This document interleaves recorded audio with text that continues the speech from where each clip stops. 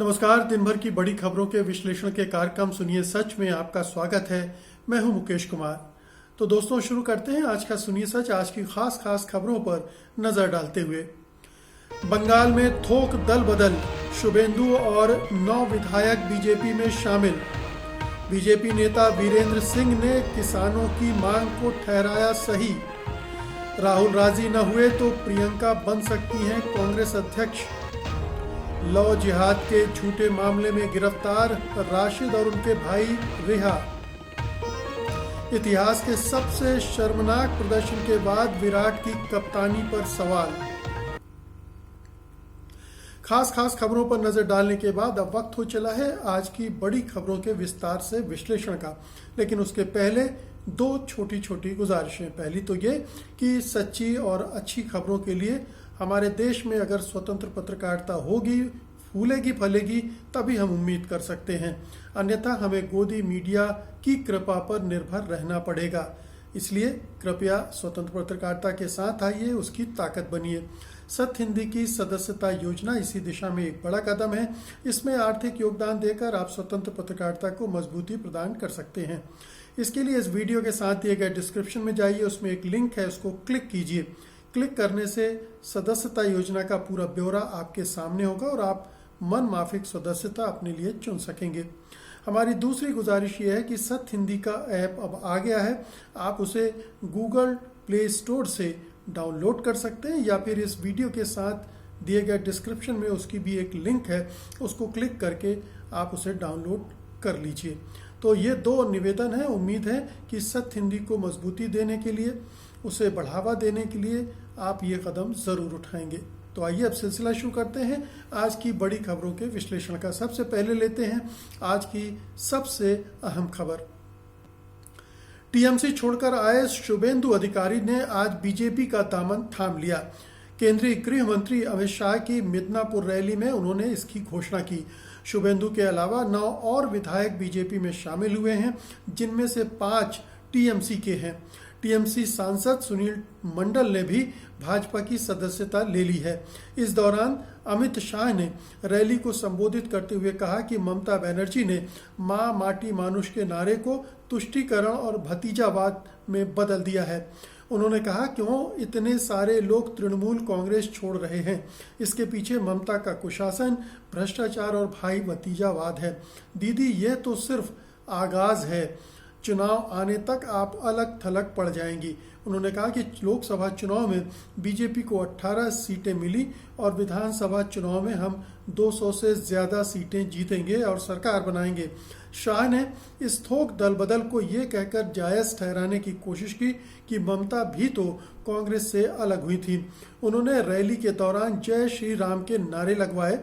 BJP में शामिल होने के बाद शुभेंदु अधिकारी ने कहा कि बंगाल की आर्थिक हालत खराब है और इसे प्रधानमंत्री नरेंद्र मोदी के हाथों में सौंपने की जरूरत है। उन्होंने कहा कि टीएमसी ने उन्हें अपमानित किया और अब दगाबाज धोखेबाज बता रही है। तो ये पहले से एक्सपेक्टेड था कि शुभेंदु अधिकारी और कुछ और विधायक उनके साथ बीजेपी में शामिल होंगे और बीजेपी के जो प्रमुख नेता हैं और केंद्रीय गृह मंत्री हैं अमित शाह की जो बंगाल यात्रा है उसके दौरान ये दल बदल होना था। ये थोक में दल बदल हुआ है एक तरह का। आप देखिए कि बड़े पैमाने में इस संख्या में देश में किसी इलेक्शन के दौरान एक मुश्त दल बदल बहुत कम हुआ है। तो एक कहना चाहिए कि तोड़ फोड़ में बीजेपी ने जो महारत हासिल की है पिछले कुछ सालों में, वो कारीगरी यहाँ नजर आ रही है। और ये निश्चित रूप से ममता बनर्जी और उनकी पार्टी के लिए एक बड़ा झटका है, क्योंकि शुभेंदु अधिकारी थोड़ा एक मजबूत नेता माने जाते हैं और उनका एक इलाके में असर भी है। तो बीजेपी ने सेंधमारी शुरू कर दी है, दल बदल का खेल शुरू कर दिया है और आशंका जताई जा रही कि आने वाले दिनों में और भी दल बदल वो करवा सकते हैं। आशंका तृणमूल के लिहाज से, बाकी तो संभावनाएं हैं। कुछ चीज़ें हैं जिन पर टिप्पणी करना ज़रूरी है। जैसे अमित शाह ने कहा कि ममता बनर्जी ने दल बदल किया था। ममता बनर्जी ने दल बदल नहीं किया था। उन्होंने अलग पार्टी बनाई थी। वो कांग्रेस छोड़कर किसी दूसरी पार्टी में नहीं गई थी, उन्होंने अपनी पार्टी बनाई थी, तो वो दल बदल नहीं कहलाता है। अलबत्ता ये ज़रूर है कि पार्टी तोड़ने वाली वो ज़रूर थी। उन्होंने कांग्रेस को तोड़ा, कांग्रेस के खिलाफ बगावत की और अपनी पार्टी बनाई। खैर, ये भारतीय राजनीति में होता रहता है, इसमें कोई ख़ास बात नहीं। लेकिन जो आपत्तिजनक बात है कि इस तरह की चुनावी रैलियों में, इस तरह के राजनीतिक कार्यक्रमों में अगर जय श्री राम यानी एक धर्म विशेष के भगवान का, ईश्वर का नाम लिया जाता है और उनके नारे लगवाए जाते हैं, तो इसका मतलब साफ है कि एक सांप्रदायिक राजनीति को अब इस रूप में प्रस्तुत किया जा रहा है जैसे वो सही हो एक धर्मनिरपेक्ष लोकतांत्रिक देश में, और उस पर आपत्तियां भी बहुत नहीं उठ रही हैं। इसका मतलब है ये एक न्यू नॉर्मल बन गया है। लोगों ने इसको एक तरह से एक्सेप्ट कर लिया है, मन मारकर, खुशी से, चाहे जैसे भी हो। लेकिन गलत तो है ही, और गलत चीज़ को कभी सही नहीं ठहराया जा सकता। इसके अलावा ये देखने की बात है कि जो शुभेंदु कह रहे हैं कि उन्होंने, टीएमसी ने उनको अपमानित किया। ये जब भी कोई पार्टी छोड़ता है तो उसे कुछ ना कुछ शिकायतें होती हैं, कुछ ना कुछ लालच होते हैं। लेकिन शुभेंदु के पार्टी छोड़ने की कुछ दूसरी वजह भी हैं, और उनमें से एक वजह शायद उनका शारदा घोटाले में शामिल होने का जो आरोप उन पर लगा है वो भी हो सकता है। 2014 में उनसे सीबीआई पूछताछ भी कर चुकी है, और हो सकता है, बल्कि होगा ही, कि केंद्र सरकार ने उन पर दबाव डाला हो कि अगर आप पार्टी नहीं तोड़ेंगे, पार्टी नहीं छोड़ेंगे, या हम बीजेपी में शामिल नहीं होंगे, तो सीबीआई की जांच आगे बढ़ाई जा सकती है। उसने इसी तरह से मुकुल रॉय को भी तोड़ा था टीएमसी से, और इसी तरह से असम में हेमंत बिश्व शर्मा को भी तोड़ा था। तो ये जो हथकंडे हैं बीजेपी खुलकर आजमा रही है और उसका राजनीतिक लाभ ले रही है। अगली खबर लेते हैं। अब किसानों के आंदोलन को लेकर बीजेपी के अंदर से भी स्वर उठने लगे हैं। पूर्व केंद्रीय मंत्री और भाजपा नेता चौधरी बीरेंद्र सिंह ने साफ कहा है कि किसानों ने जिस आंदोलन का बिगुल बजाया है उसमें कुछ भी गलत नहीं है। सरकार को किसानों से बातचीत करके जल्दी ही इसका हल निकालना चाहिए। चौधरी बीरेंद्र सिंह शुक्रवार को सांपला में छोटू राम पार्क में चल रहे धरने में पहुंचे और किसानों को अपना समर्थन दिया। चौधरी बीरेंद्र सिंह ने शुक्रवार को आज तक से कहा, सरकार ने कानून बनाया है तो सरकार ये थोड़ा कहेगी कि ये गलत कानून है, लेकिन किसान ये कहते हैं कि संवाद की ज़रूरत है, बातचीत ऐसी होनी चाहिए कि कुछ नतीजा निकले। वहीं प्रधानमंत्री मोदी के द्वारा एमएसपी और कृषि कानूनों को लेकर किए गए दावों को किसानों ने झूठा बताया है।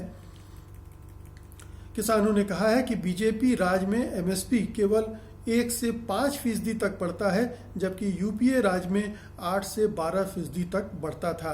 तो कुछ चीज़ें हैं कि पहली बात तो ये है कि एक तरफ प्रधानमंत्री और पूरी पार्टी और पूरी सरकार लगी हुई है। ये जो 3 काले कानून हैं खेती से संबंधित, उनको सही ठहराने में प्रधानमंत्री हर रोज़ किसानों को संबोधित कर रहे हैं, किसानों से बातचीत कर रहे हैं।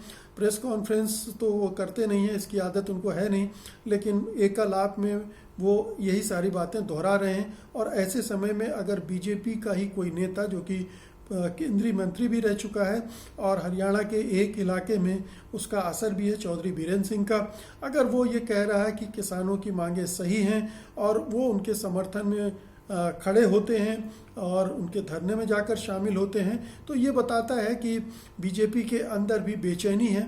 और जहाँ जहाँ भी बीजेपी के नेताओं का आधार किसानों पर आधारित है, वहाँ उन्हें खतरा लग रहा है और वो अब पाला बदल रहे हैं, क्योंकि किसानों की हालत और किसानों के आंदोलन ने जड़ें जमानी शुरू कर दी है। और जहाँ भी वो मजबूत हैं वहाँ के नेताओं को दिक्कत हो रही है, तो उन्हें पाला बदलना पड़ रहा है। ये साफ दिख रहा है।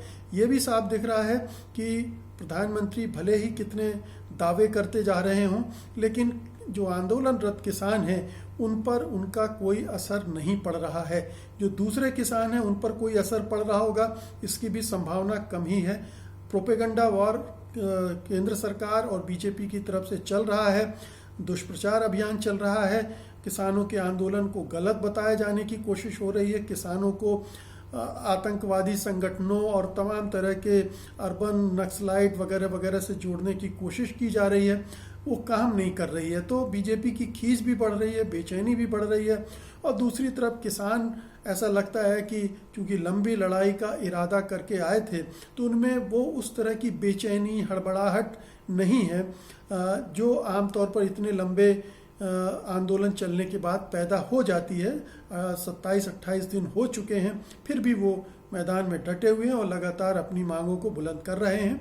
कहीं से कोई ऐसी बात सामने में नहीं आ रही कि वो परेशान हैं और बिल्कुल खूंटा गाड़ कर बैठ गए हैं। तो ये केंद्र सरकार के लिए खतरे की घंटी है।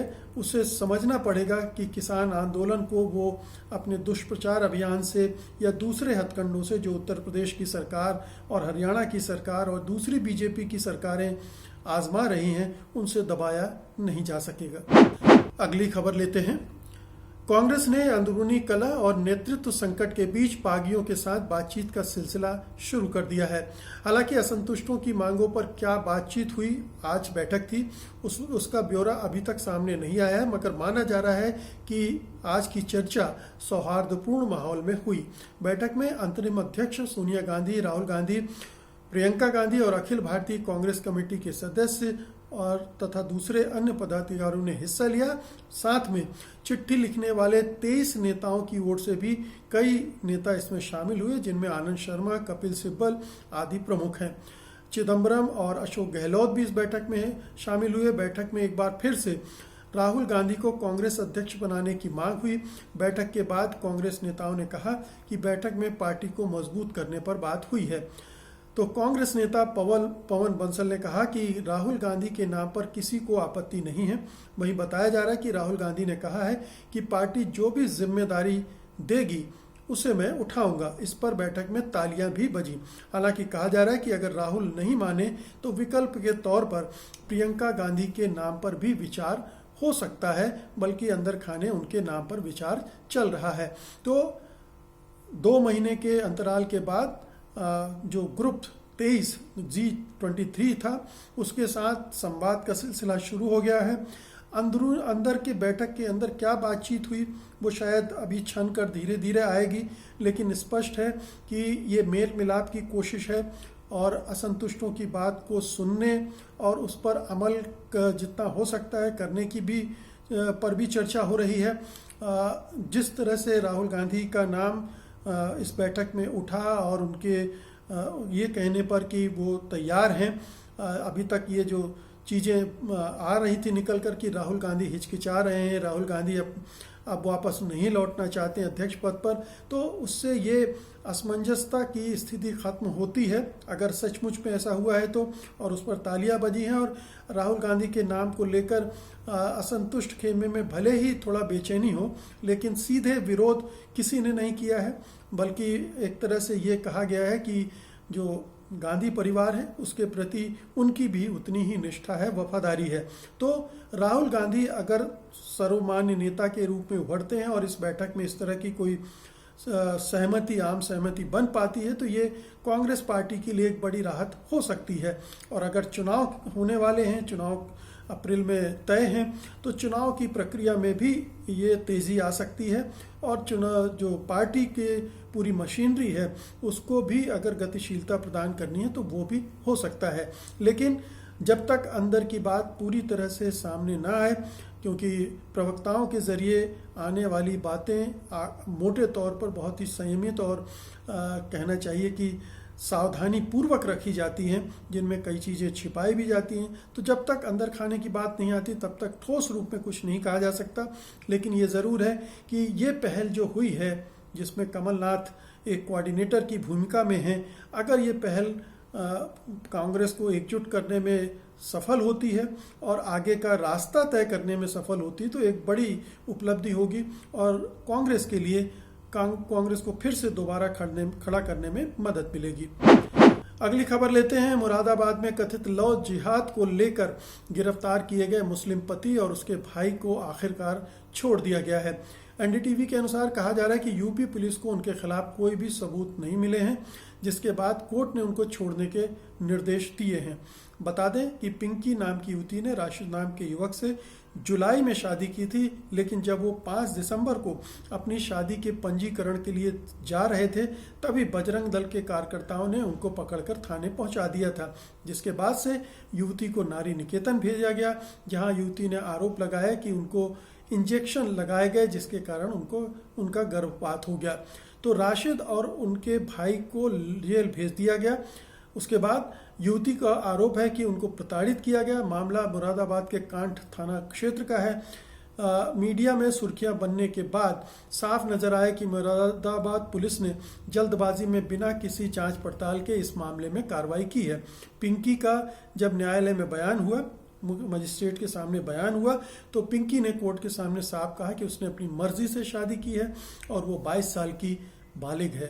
तो एक के बाद एक जो लव जिहाद के नाम पर उत्तर प्रदेश में अभियान चलाया जा रहा है योगी सरकार के तरफ से, बेकसूरों को परेशान करने का, प्रताड़ित करने का, गिरफ्तार करने का और जेल में ठूस देने का, और जो अगर 2 तरह के मामले हुए, एक में अगर महिला मुस्लिम हुई तो दूसरे तरफ से पेश आ रही है, और अगर हिंदू हुई तो दूसरे तरफ से पेश आ रही है सरकार वहाँ की। तो ये जो पूरा मामला है, इसने योगी सरकार को बेनकाब कर दिया, पूरी तरह से नंगा कर दिया है कि वो किस तरह से लव जिहाद के नाम पर अल्पसंख्यकों को टारगेट कर रही है। ये 2 जो राशिद और उसके भाई हैं, उनको जबरन इतने दिनों तक जेल में रखा गया, बेवजह, कोई कारण नहीं था, जबकि वो लड़की साफ साफ पहले ही कह चुकी थी। लेकिन चूंकि एक संदेश देना है पूरे मुस्लिम समाज को, उनको डराना है, धमकाना है, प्रताड़ित करना है, ये इसलिए इस तरह की चीज़ें बार बार की जा रही हैं और अभी आगे भी ये होती रहेंगी, क्योंकि योगी राज की ये पहचान बन गई है। हम कल ही आपको रिपोर्ट दिखा चुके हैं कि हिंदुस्तान में कैसे आज़ादी के मामले में गिरावट आई है। दुनिया के सूचकांक पर वो 16 पायदान नीचे खिसक गया है, तो उसमें उत्तर प्रदेश का बहुत बड़ा योगदान है। और लव जिहाद जैसे कानूनों का बनना और उसके नाम पर प्रताड़ित किया जाना अल्पसंख्यकों को, धार्मिक अल्पसंख्यकों को, वो भी एक वजह है। तो उत्तर प्रदेश कहना चाहिए कि भारत की छवि पर कालिक पोतने के मामले में अव्वल प्रदेश बनता जा रहा है। और ये जो पूरा मामला है, इसने इसको और भी खोल कर सामने रख दिया है पिंकी के बयान ने। और अगर पिंकी का गर्भपात करवाया गया है वहाँ के प्रशासनिक अधिकारियों द्वारा, पुलिस के द्वारा, तो वो और भी अभी स्टेब्लिश नहीं हुआ है, इसलिए हम इसको यकीन के साथ नहीं कह सकते हैं। लेकिन अगर ये हुआ है तो ये तो बिल्कुल अमानुषिक कार्रवाई थी, अमानवीय कार्रवाई थी, और इसके लिए दंडित किया जाना चाहिए पूरे प्रशासन को, बल्कि पूरी सरकार ही चूंकि इसमें इन्वॉल्व है, इसके खिलाफ अदालत को संज्ञान लेकर कार्रवाई करनी चाहिए। और अब आज की अंतिम खबर लेते हैं। विराट कोहली की कप्तानी वाली भारतीय क्रिकेट टीम ने भारतीय टेस्ट क्रिकेट के इतिहास में शर्मिंदगी का अपना चरम छू लिया है। एडिलेड टेस्ट के तीसरे दिन भारत की दूसरी पारी महज 36 रनों पर सिमट गई है, जो इतिहास में भारत का अब तक का सबसे कम स्कोर है। इससे पहले एक पारी में भारत का सबसे कम स्कोर 42 रन था और तब कप्तान अजीत वाडेकर थे। भारतीय पारी 1974 में इंग्लैंड के खिलाफ लॉर्ड्स में 42 रनों पर सिमटी थी। यानी 46 साल बाद भारतीय टीम ने टेस्ट क्रिकेट में अपने सबसे खराब प्रदर्शन से भी खराब खेल दिखाया है। खास बात यह है कि महज 19 रनों तक भारत के 6 विकेट गिर चुके थे। एडिलेड में भारत की ओर से कोई भी बल्लेबाज दहाई अंकों तक नहीं पहुंच सका। भारत की ओर से सबसे ज्यादा 9 रन मयंक अग्रवाल ने बनाए। इसके बाद हनुमा विहारी के बल्ले से केवल 8 रन निकल पाए। वैसे टेस्ट इतिहास में एक पारी में सबसे कम स्कोर का रिकॉर्ड न्यूजीलैंड के नाम है। न्यूजीलैंड की टीम मार्च 1955 में इंग्लैंड के खिलाफ ऑकलैंड टेस्ट में महज 26 रनों पर सिमट गई थी। इसके बाद दक्षिण अफ्रीका की टीम 2 बार एक टेस्ट पारी में 33 रन पर आउट हो चुकी है। दक्षिण अफ्रीका एक बार पारी में 35 रन और एक बार 36 रनों पर भी सिमट चुकी है। हालांकि वर्तमान में भारत की टीम दुनिया में सर्वश्रेष्ठ टीमों में से एक है और उसका इस तरीके से ढह जाना बहुत सारे सवाल खड़े करता है। इससे पहले भारत इसी दौरे में एक दिवसीय सीरीज भी हार चुकी है। इस प्रदर्शन की वजह से विराट कोहली की कप्तानी को लेकर भी सवाल उठ रहे हैं। तो ये एक बहुत बड़ा झटका है, क्योंकि 1974 की बात दूसरी थी। उस समय भारतीय टीम कमज़ोर भी मानी जाती थी अंतर्राष्ट्रीय स्तर पर, तो वहाँ उस तरह का प्रदर्शन हो जाना कोई बहुत हैरतनाक नहीं था। लेकिन इतने सालों के बाद जब भारतीय टीम ने क्रिकेट में इतनी ऊंचाई हासिल कर ली है, इतनी प्रतिष्ठा हासिल कर ली है और दुनिया की शक्तिशाली टीमों में से एक मानी जाती है, उस टीम ने, और ख़ास तौर पर इसलिए भी ये दुखदाई है कि पहली पारी में भारत ने अच्छा प्रदर्शन किया और उसने 60 रनों की लीड भी ली, बढ़त भी हासिल कर ली, लेकिन दूसरी पारी में इस तरह से ढह गई जैसे किसी को खेलना ही ना आता हो या कोई खेलने के लिए तैयार ही ना हो, खेलना ही ना चाहता हो। जैसा कि विराट कोहली ने कहा कि हमारे बल्लेबाजों में जीतने की, खेलने की इच्छा नहीं दिख रही थी, इच्छा शक्ति नहीं दिख रही थी। तो ऐसा क्यों है? ये लीडरशिप पर पहला सवाल तो यहीं से उठता है कि विराट कोहली क्या सही ढंग से भारतीय टीम को नेतृत्व नहीं दे पा रहे हैं, जिसकी वजह से इस तरह की जो जज्बे की जो ज़रूरत होती है वो भारतीय टीम में नहीं है। विराट कोहली का खुद का अपना प्रदर्शन भी बहुत ख़राब रहा, ये भी वजह है। फिर एक दिवसीय सीरीज़ भी विराट कोहली के नेतृत्व में भारतीय टीम हार चुकी है, केवल T20 में जीती है, लेकिन T20 का मामला थोड़ा दूसरे तरह का है। तो अब टेस्ट सीरीज में भी एक टेस्ट से पिछड़ गई है और बहुत कम संभावना है कि भारतीय टीम इस सीरीज में वापस लौट पाएगी। तो ये एक इतने कम रनों पे शर्मनाक ढंग से सिमट जाना और टेस्ट गंवा देना, जहां भारत की जीत की काफ़ी संभावनाएं बन रही थी, वहां हाथ से निकल जाने देना इस मौके को, ये बहुत शर्मनाक है, दुखद है। और निश्चित रूप से भारतीय क्रिकेट कंट्रोल बोर्ड भी चिंतित होगा, भारतीय टीम भी चिंतित होगी। तो ये सारी सवाल हैं जिन पर भारतीय क्रिकेट का प्रबंधन सोच रहा होगा और कार्रवाई करने की नीयत से तैयारी भी कर रहा होगा। बहरहाल, तो दोस्तों, ये थी आज की खास खबरें और उनका विश्लेषण, और उम्मीद हमें है कि आप इसे लाइक करेंगे, शेयर करेंगे। जिन्होंने अभी तक satyhindi.com को सब्सक्राइब नहीं किया है, उसका ऐप डाउनलोड नहीं किया है और सदस्य नहीं बने हैं, उनसे निवेदन है कि कृपया इस दिशा में तुरंत कार्रवाई करें। बहुत बहुत शुक्रिया आपका, धन्यवाद। सत्य हिंदी का ऐप डाउनलोड करें गूगल प्ले स्टोर पर।